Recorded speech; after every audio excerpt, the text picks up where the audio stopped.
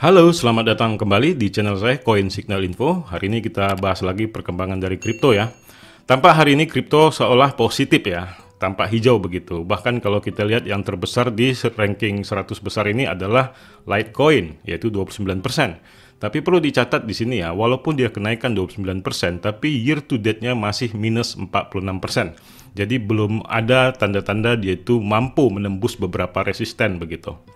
Dan kalau kita lihat lagi dalam waktu 24 jam yang tertinggi itu apa saja ya, yaitu Dow, yaitu 41%, itu juga year to date-nya masih 89%. Kemudian yang kedua adalah Litecoin dan ketiga adalah Dash. Tapi ini masih belum mencapai ke titik amannya, yaitu year to date-nya. Nah itu harus perlu diperhatikan.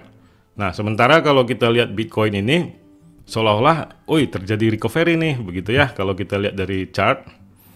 Dia mampu membentuk sebuah support baru yaitu di 15.500 dan di situ terjadi pantulan, jadi sudah bisa disebut support ya.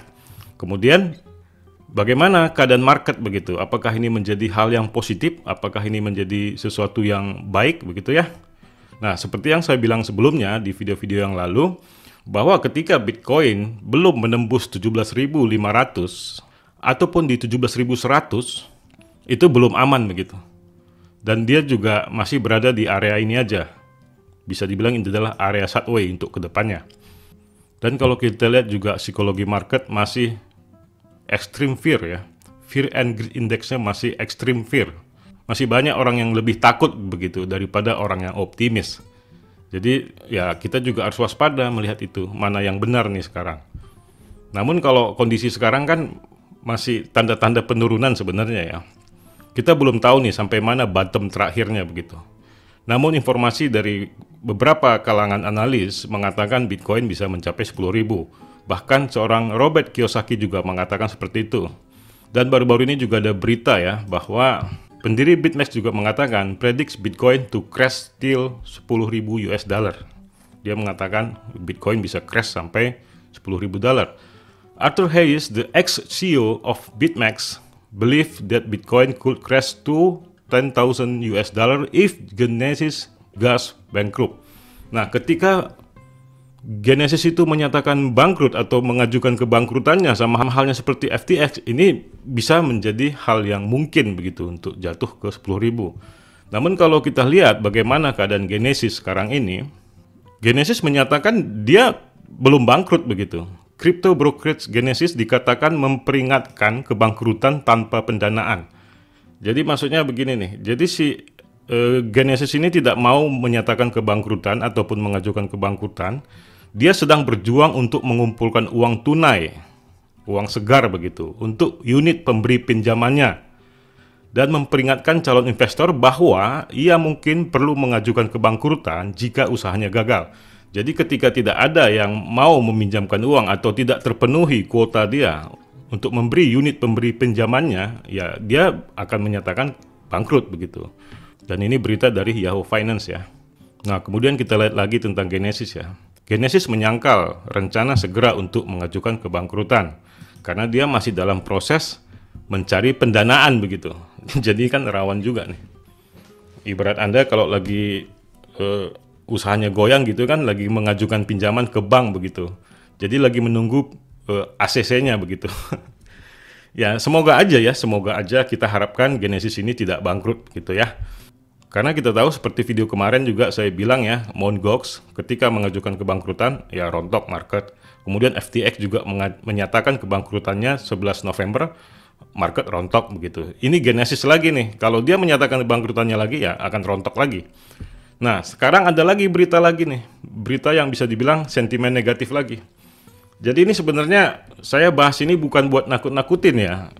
Bukan berarti saya mau serok atau apa begitu ya. Saya hanya mau membagikan informasi ya untuk mengurangi kerugian di antara Anda sebagai viewer saya begitu. Karena saya sangat mengapresiasi viewer saya begitu ya, ataupun subscriber saya. Saya anggap Anda adalah supporter saya begitu. Jadi saya berhak untuk menyelamatkan Anda semampu saya mungkin begitu.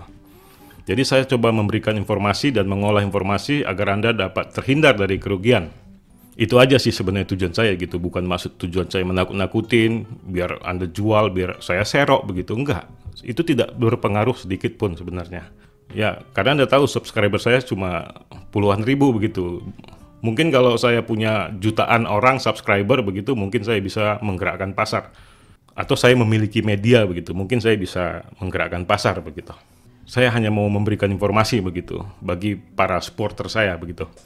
Dan kemudian ada lagi efek yang saya bilang, yaitu tentang Black Friday. Crypto News Live Update November 23, pasar kripto pulih menjelang Black Friday. Menjelang ya, bukan pada Black Friday. Nah, di sini kan seolah-olah Black Friday ini kayak acara besar begitu ya, terkhusus di barat sana seperti Natal ataupun acara-acara besar mereka gitu di barat sana ya. Nah, di sini kita harus lihat sejarahnya lagi. Apakah Black Friday itu mempengaruhi market? Apakah dia akan menggoyang market atau menjadi terbang begitu? Nah, di sini saya tadi coba rangkum sedikit tentang sejarahnya Black Friday ya, dari tahun ke tahun. Nah, seperti ini. Ini adalah tanda panah yang saya buat adalah tahun-tahunnya Black Friday, yaitu November. Mereka biasanya di tanggal 20-an tuh. Di tanggal 20-an dipilih di hari Jumatnya. Dan inilah dia posisi-posisinya. Jadi tadi saya lihat satu persatu selama 4 tahun, menunjukkan setiap ada Black Friday itu terjadi penurunan yang lumayan besar begitu. Dan lumayan besar lah. Bahkan tadi saya hitung rata-rata antara 10% sampai 20% penurunan untuk Bitcoin. Itu sangat besar sekali sebenarnya. Bitcoin terjadi kenaikan aja sebesar 5% sudah terjadi euforia begitu. Sebuah FOMO yang berlebihan dan membuat banyak orang terjebak. Sementara ini Black Friday bisa berefek sampai 10 ataupun 20% minus. Nah, itu rata-rata terbentuk dan terjadi begitu. Jadi maksud saya ini suatu hal yang perlu diperhatikan, dan kita lihat juga informasi yang lain, dan kita lihat juga secara teknikal begitu, bagaimana dia berada di support, di mana resistennya begitu ya, apakah dia sudah menembus atau belum. Nah, itu harus kita kaitkan dan kita ambil psikologinya begitu. Seperti berita-berita yang tadi, menjelang Black Friday pasar kripto pulih begitu ya. Ya, bisa aja ini jebakan begitu.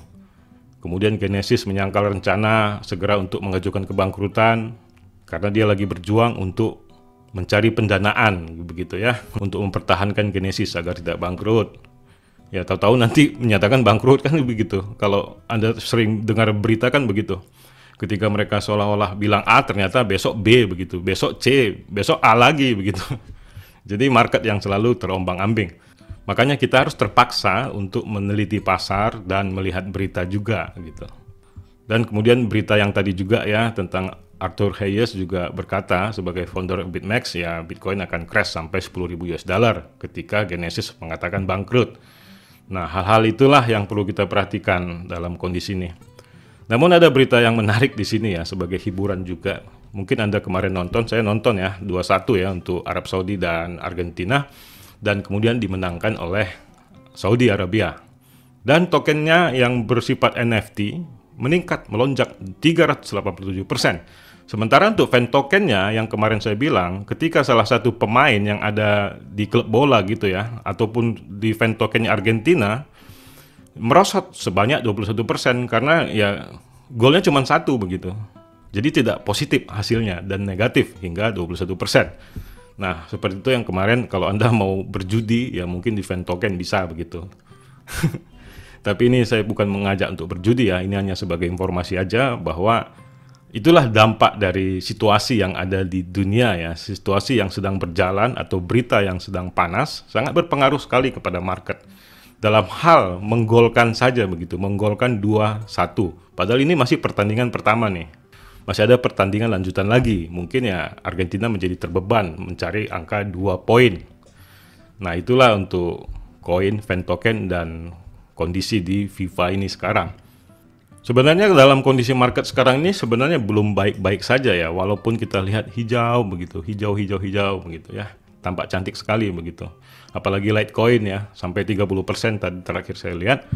Dan mungkin saja ini akan terjadi penurunan, mungkin saja ini adalah jebakan harga ya yang dibuat oleh para big fund untuk membentuk psikologi bahwa ada tanda-tanda kenaikan nih, bahwa Bitcoin akan terbang. Jadi banyak orang akan beli pada saat harga-harga hijau ini. Namun nanti menjual lagi di harga merah begitu. Jadi itulah yang sering saya sarankan kepada Anda ya, kalau ketika Anda trading memang sangat penting untuk menggunakan stop loss ataupun cut loss secara mandiri begitu, secara tegas. Itu harus dibentuk selalu dalam mindset kita sebagai trader begitu. Kecuali orang yang melakukan DCA, ya orang yang kemarin melakukan DCA sudah untung sebenarnya. Nah, namun sekarang para investor ini berpikir lagi, wah saya sudah untung nih, gimana ya, jual nggak ya? Akhirnya dia jual begitu, sehingga dia tidak teguh sebagai investor begitu. Jadi dia kembali menjadi trader jadinya kan. Nah sementara si trader tadi merasa sudah rugi, mungkin dia memasang short begitu ya, kemudian naik ke atas, ya mau nggak mau dia menjadi investor begitu. Nah itulah mindset yang salah begitu, makanya harus ditetapkan misi kita apa. Dan selalulah dibagi menjadi 3 bagian begitu untuk misi Anda, mau trading, mau investor, atau middle term gitu. Itu aja yang mau saya sampaikan hari ini ya, jangan terkecoh dengan harga yang lagi naik ini. Karena ini batasan paling penting ya di 17.500 dan 15.900 dan bahkan sudah terbentuk support baru ya di 15.500. Nah itu harus ditembus nih salah satu garis ini nih sekuat mungkin begitu. Jangan hanya kayak kemarin kan cuma satu aja ya time frame daily dan belum terkonfirmasi untuk candle keduanya begitu. Itulah berita yang bisa sampaikan hari ini ya. Semoga ini dapat bermanfaat untuk Anda, dapat menjadi pandangan Anda juga dan Anda bisa pantau juga berita-berita tadi ya, Anda bisa baca kembali atau tonton kembali bagaimana psikologinya. Biasanya itu nanti insting Anda pasti bekerja sendiri begitu. Di akhir video ini saya ucapkan salam profit. I